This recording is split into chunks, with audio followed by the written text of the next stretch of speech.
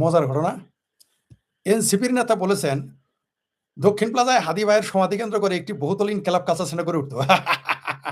তাহলে আগামী ১০০ বছর এই দেশের রাজনৈতিক দর্শন সংগ্রামের বাবা রে বাবা! একটা কাম করা যায় না? ভাবির পোলারা, এটা বলছে কে যেন? এটা আবার বলছে কি এনসিপি নেতা আকরাম। একটা কাম করা যায় না? হাদিরে নবী রাসূল ঘোষণা করা যায় না? মানে হাদি বাংলাদেশে যে কি করে ফেললো? তার জন্য দক্ষিণ প্লাজায় ১০০ তলা বিল্ডিং বানায়, সেখানে হাদি কালচার বানাইতে হবে, সেন্টার বানাইতে হবে, ভবন বানাইতে হবে।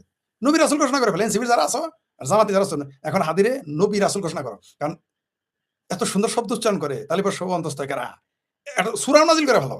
পারলে চৌথ আসমান থেকে একটা তালিবর্ষ ও অন্তস্তকার নামে নয়া সূরা, আপনাদের বলছি না? জামাতিরা কিন্তু নতুন সূরা নাজিল করে ফেলবে। ১১৪টি সূরা কোরআনে, এরা দেখবেন ১১৭টি বানাবে। সূরা মগি, বগি, ঠগি। এখন আরেকটা বানাবে তালিবর্ষ ও অন্তস্তকারা। সূরা তালিবর্ষ ও তালিবর্ষ একার অন্তস্তকারা। সূরা ডট ওই যে হাদিস যেটা বলে। বুঝতে পারছেন? সূরায়ে তালিবর্ষ একার ও অন্তস্তকারা। এটা এখন নাজিল করবে এরা। এরা এখন বানাই ফেলবে কয়েকদিন পরে। ইনকালাব মঞ্চ, ইনকালাব সেন্টার নাকি কালচারাল সেন্টার। এইবার শুনেন। বাংলা ট্রিবিউনে আসছে, কারা অধিদপ্তরের তথ্যে বন্দী মৃত্যু ঊর্ধ্বমুখী চিত্র উঠে এসেছে। কারাগারে মৃত্যুর সংখ্যা বাড়ছে। নেপথ্যের কারণ কি? নেপথ্যের কারণ হলো বাংলাদেশের মুক্তিযুদ্ধের পক্ষের যারা মানুষ আছে, যারা প্রগতিশীল মানুষ আছে, যারা জয় বাংলা স্লোগান দেয়, আওয়ামী লীগ ছাত্রলীগ তাদেরকে মেরে ফেলতেছে। সেই জন্যই বেড়ে গেছে মৃত্যু। কারাতে মৃত্যুবরণ করতেছে। হিসাব দিতে হবে। ডক্টর ইউনূস থেকে শুরু করে তার যে এনজিও বাহিনী, এনজিও গ্রাম সরকার এবং বর্তমান সরকার পাই করে হিসাব নেওয়া হবে। কোনো ছাড় দেওয়া হবে না। বাংলাদেশের জমিনে ওয়াকার সহ যারা যেখানেই থাকো, মৌলবী সহ, দাড়ি টুপি রাইখার পলায় থাকতে পারবে না। আর্মির পোশাক থাকলেই তুমি মাপ পাবা না।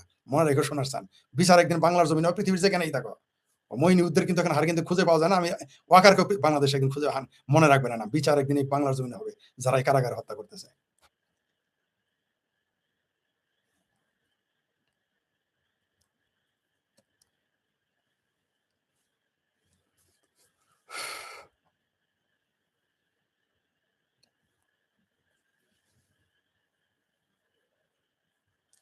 হ্যাঁ, এই যে আরেক ছাত্র নেতা বলেছেন, ফজলুর বারী ভাই তার ফেসবুক পোস্টে দিয়েছেন, দেশের আইন নিজের হাতে তুলে নেবার নেতা তারেক রহমান, তার উপস্থিতিতে ছাত্র নেতা বলেছে আওয়ামী লীগের অফিস পুড়িয়েছে। এখন আবার এসব যদি চলে গৃহ অনিবার্য, তখন কি তারা ক্ষমতায় থাকে? কর্নেল অলি এখনই তারা ঢাকার বাইরে থাকতেন। হ্যাঁ, মজার বিষয় হলো তারেক রহমানকে ঢাকার বাইরে থাকতে নিষেধ করছেন কর্নেল অলি আহমেদ। আমরা কিন্তু বলেছিলাম তারেক রহমানের ভাগ্য কিন্তু বেনজির আহমেদের মতো হইতে পারে।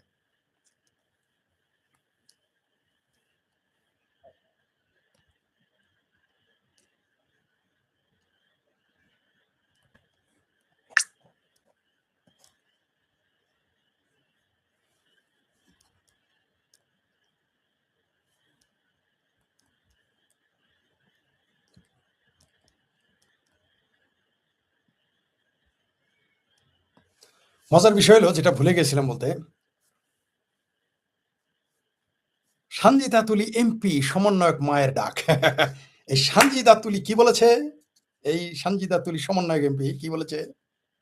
সঞ্জিতা তুলি, পিটার হাস আমাদের কাছে রিয়াল হিরো, তাকে ছাড়া জুলাই আন্দোলনের ভিক্টরি সম্ভব ছিল না। আবার বলি, পিটার হাস আমাদের কাছে, মানে যে জুলাই সন্ত্রাসীদের মায়েদের কাছে, মানে এনসিপির মায়েদের কাছে পিটার হাস তাদের কাছে, আমাদের কাছে রিয়াল হিরো, তাকে ছাড়া জুলাই আন্দোলনের ভিক্টরি সম্ভব ছিল না। কি দাঁড়াইলো? আমরা তো এই কথাটা আগেই বলেছিলাম। কি সিংহবাম ভাইয়ের আমার খুব তো আমাদের সাথে চেঁচামেচি করেছিলেন, না এটা আওয়ামী লীগের দুর্নীতি, আওয়ামী লীগের সন্ত্রাস, আওয়ামী লীগের কি কেচাল, আওয়ামী লীগের অগণতান্ত্রিক ব্যবস্থার জন্য জুলাই আন্দোলন ঘটেছে।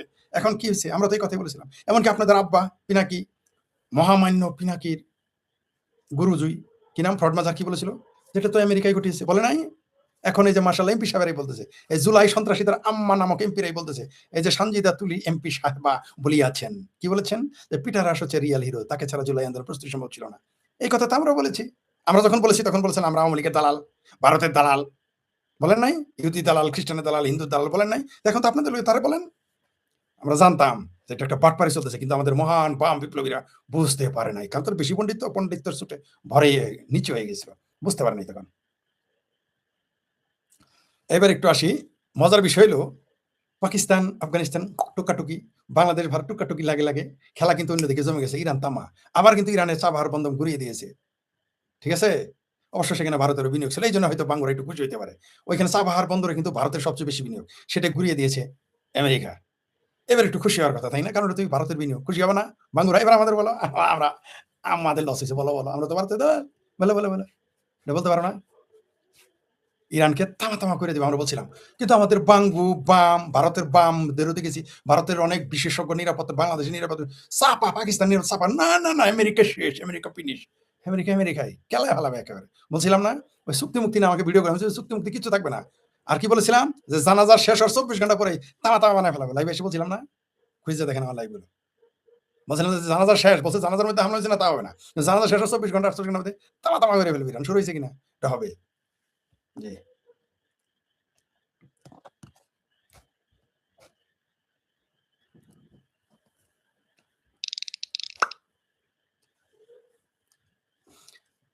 আমাদের সাংবাদিক মাহবুব কামাল বয়স্ক যিনি আগে যশোর, তিনি বলেছেন যে তিনি একটা টিভিতে সম্ভবত তার টিভির সাক্ষাৎকারে এটা আসছে। আমেরিকার বিরুদ্ধে বলে শেখ মুজিব, শেখ হাসিনা কেউ টিকতে পারে নাই। জি, এটাই সত্য। বঙ্গবন্ধু শেখ মুজিবুর রহমানকে মেরে ফেলা হয়েছে আর শেখ হাসিনাকে উচ্ছেদ করা হয়েছে। আর যে আওয়ামী লীগেরা ভারতের উপরে গুস্সা করে আছেন না, খোমেনি লীগেরা, ভারত না থাকলে শেখ হাসিনা বাঁচতে পারতো না। এটাই সত্য কথা। এই যে সাফা মারেন না, অনেক দেখি বিপ্লবী আওয়ামী লীগার শেখ হাসিনা ভক্ত, বিরাট বড় আওয়ামী লীগার, কেউ কেউ আবার ভারতের সমালোচনা করেন না। শেখ হাসিনা কিন্তু 4 তারিখে তাকে মেরে ফেলার কথা ছিল, আমরা জানতাম। 4 তারিখে মেরে ফেলার কথা ছিল, সে রাত 4 তারিখ রাত্রে, কিন্তু ভারতের জন্য পারে না। আরেকটা দেশ আছে, নাম বলবো না, সময় মতো বলবো, জানি কিন্তু বলবো না। একটা দেশ আর ভারত, এই দুইজনের কারণে টিকে শেখ হাসিনা জীবিত ছিলেন। শেখ হাসিনা 4 তারিখ রাতে মেরে ফেলতো, আমরা জানতাম। খুব চিন্তিত ছিলাম, খুবই চিন্তিত ছিলাম যে শেখ হাসিনাকে মেরে ফেলা হচ্ছে, তার বংশ। কিন্তু ভারত সহ আরেকটি দেশ রক্ষা করেছে তাকে। চাপা যতই মারেন, আওয়ামী লীগের কেউ দিকে খুব চাপা মারে, সারাদিন ভারতের সমালোচনা করে। ভারত না থাকলে শেখ হাসিনা জিন্দা বাঁচতে পারতো না। এবং ভারত আপনাদের পাশে না থাকলে যতই ভারতের সমালোচনা করেন, ভারতের দেখি নিয়ে বিনিয়ে কত লোক কত কথা বলে, এতই নিয়ে বিনিয়ে দেখায় না। ভারত ছাড়া কেউ নেই শেখ হাসিনার পাশে। কোনো মুসলিম রাষ্ট্র একটা আসবে না, ইরানের জন্য যতই হাইউসেন করেন, মিশরের জন্য যতই ভালো, কোনো মুসলিম রাষ্ট্র শেখ হাসিনার পক্ষে আসে নাই, আসবেও না। ভারতই ছিল। ভারত না থাকলে মারা যাইতো নেত্রী, এটা জানেন আপনারা?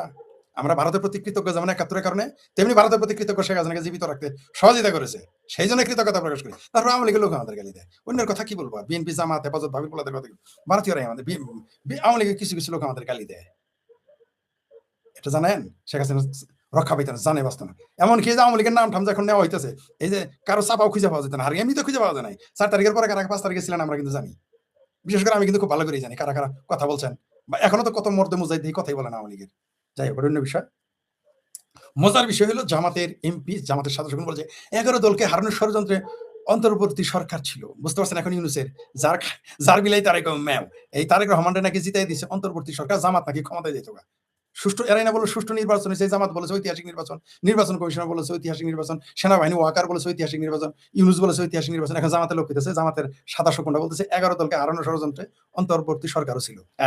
আসলে নাটক, এগুলো আমরা জানি। এগুলো খালাতো ভাইয়ের ঝগড়া, জমি নিয়ে আর কি, মামাতো ভাই, ওগুলো মামা ভাইনের ঝগড়া, আমরা জানি এগুলো নাটক। তাও একটু জানাইলাম আপনাদের আর কি।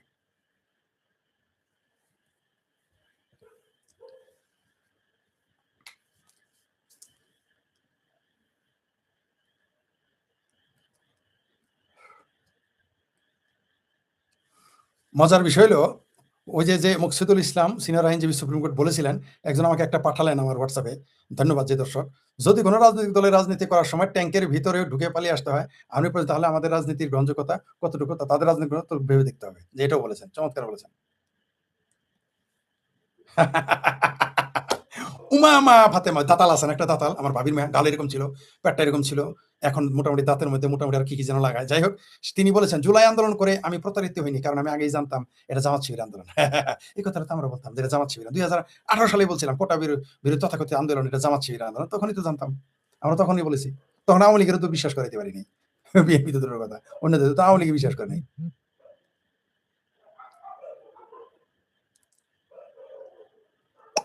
হুম।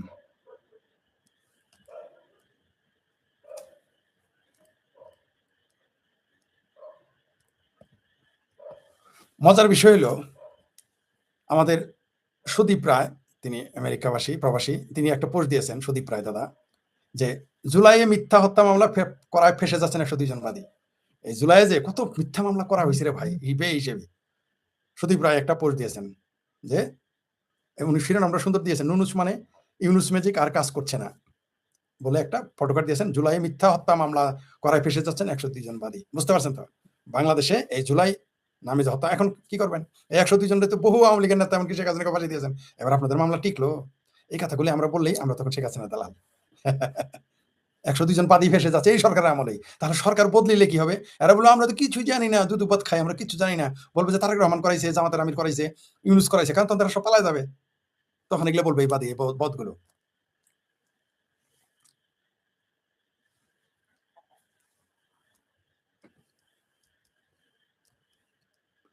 অনেকক্ষণ হয়ে গেল। ধন্যবাদ আপনাদের।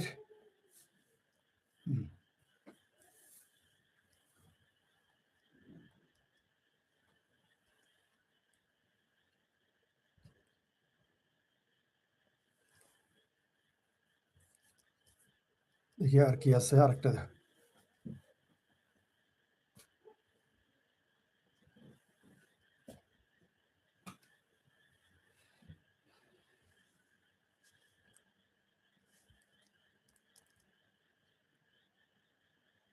মজার বিষয় হলো এবং খুবই দুঃখজনক, আসামিকেই পিটিয়ে যে ডিবিসি নিউজে আসছে ৩ ঘন্টা আগে, অদ্ভুত ব্যাপার যে আসামি ঘুষিয়ে আদালতে থানার ভিতরে পুলিশকে পেটাচ্ছে। কোন কথা? পুলিশের থানার ভিতরে পিটাইতেছে। নিজের মাথা নিজে ফাটালো আসামি, মার খেলো পুলিশ, শিরোনামে আসছে দেখেন।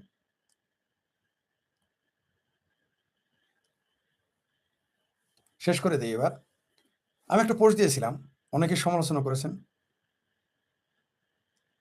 অনেকে গালি দিয়েছেন, অনেকেই বলেছেন হ্যাঁ ঠিক বলেছে। আমি একটা পোস্ট দিয়েছিলাম ৮ ঘন্টা আগে, সেখানে লিখেছিলাম ভারতের মুসলমানের কেবলা ইরান, তুর্কি ও আরবের মক্কা।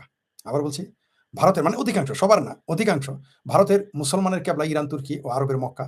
অন্যদিকে ভারতের কমিউনিস্টদের কেবলা বেইজিং ও মস্কো। এখনো খণ্ডিত ভারত টিকে আছে কিভাবে? গভীর ভাবনার বিষয়। পৃথিবীতে গাদ্দার পয়দায় ভারত প্রথম, বাংলাদেশ দ্বিতীয়। বাংলাদেশের অধিকাংশ নাগরিকের কেবলা পাকিস্তান। আবার আরেকবার পড়ি, আপনারা পরে আমার এখানে মন্তব্য করবেন। সেটা হলো, আমি ৮ ঘন্টা আগে পোস্ট দিয়েছি আমার ফেসবুক পোস্টে।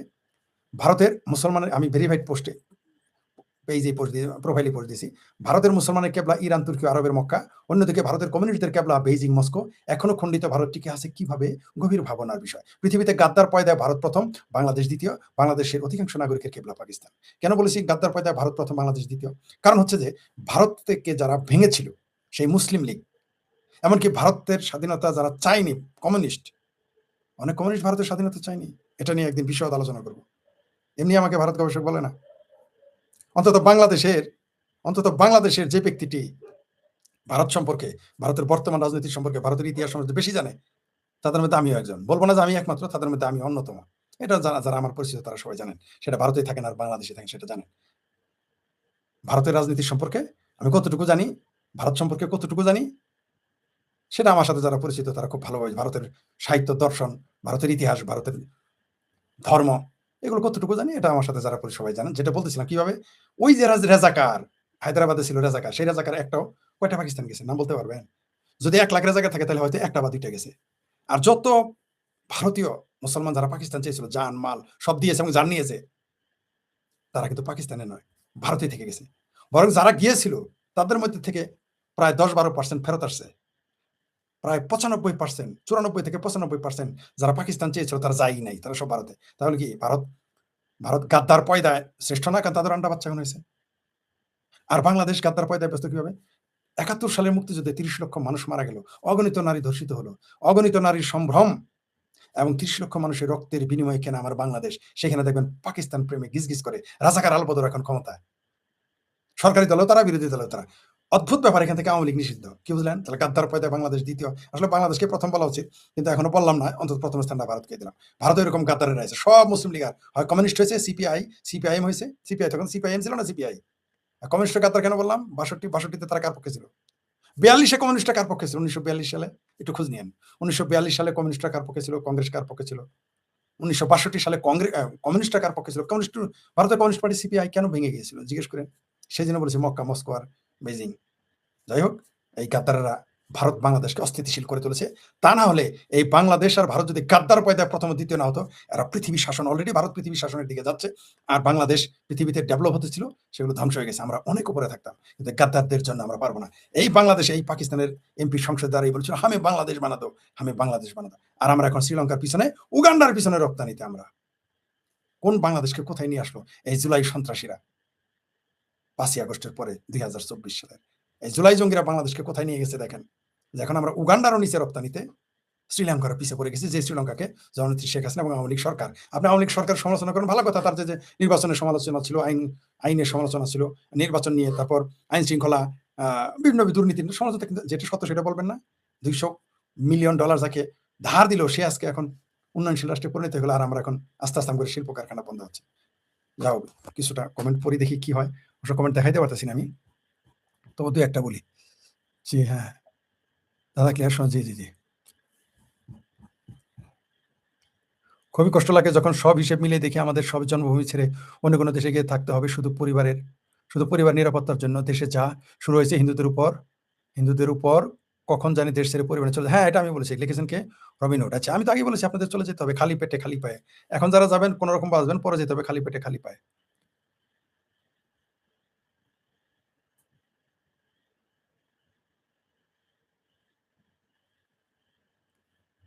একজন লিখেছেন কি মুগ্ধ 17 বাংলাদেশের অভ্যন্তরে যে জঙ্গি ঘাঁটি আছে, এটা তো ভারতের গোয়েন্দাদের তথ্য প্রমাণ আছে। তারপরেও ভারত কেন বাংলাদেশ সরকার জবাবদিহি ওটা বাংলাদেশ কেন করতে? বাংলাদেশ তো সরাসরি যাবে না। জঙ্গি ঘাঁটি আছে বাংলাদেশকে জানানোর কথা জানাইছে। ভারত কেন জবাবদিহি করবে? সারা পৃথিবীতে সে জানিয়ে দিয়েছে। জুলাই ষড়যন্ত্র পরিকল্পিত এত কিছু ফাঁস হওয়ার পরে এতে লজ্জা হয় না? কি আল্লামা ইউনূস জি ঠিকই বলেছেন, এতে লজ্জা হবে না। কারণ এত লজ্জা নাই।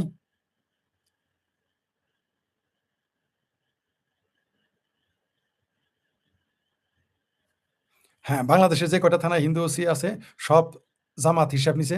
তাই জামাত তৌহিদি জনতা আর বোরখা জামাতি মহিলা ওইসব পুলিশ পিটিয়ে আহত করে বুকের নিজের মাথা ফাটিয়ে হ্যাঁ, তা জানি না ঘটনা কি আমি ঘটনা সম্পূর্ণ পড়িনি। শেখ হাসিনাকে অতি দ্রুত দেশে ফিরে আসা উচিত, না হলে দেশটা উচ্ছন্ন। জি, ঠিকই বলেছেন।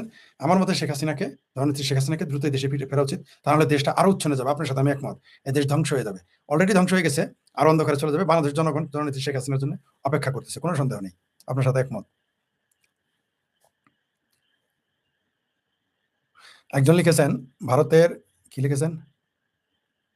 আহা! ভারতের বিরুদ্ধে যুদ্ধের হুমকি দিল পাকিস্তান। এদিকে প্রক্সি দেওয়ার জন্য প্রস্তুতি নিচ্ছে মিস্টার 10% এর আর আল্লামা ওয়াকার সবার আগে জি, ঠিকই বলেছেন। আপনার সাথে একমত। এরকম সম্ভাবনা আছে। হ্যাঁ, অস্ট্রেলিয়া ভারতকে কোকো আইল্যান্ড এর পারমিশন দিয়েছে আর নিউক্লিয়ার এনার্জি ডিল করেছে। হ্যাঁ, বাংলাদেশকে তো উগান্ডাই জায়গা দেয় না। বাংলাদেশের জন্য উগান্ডা, জিম্বাবুয়ের ভিসা বাতিল হয়। কেন জায়গা দিবে? আর অস্ট্রেলিয়া তো বহুত দূরের কথা।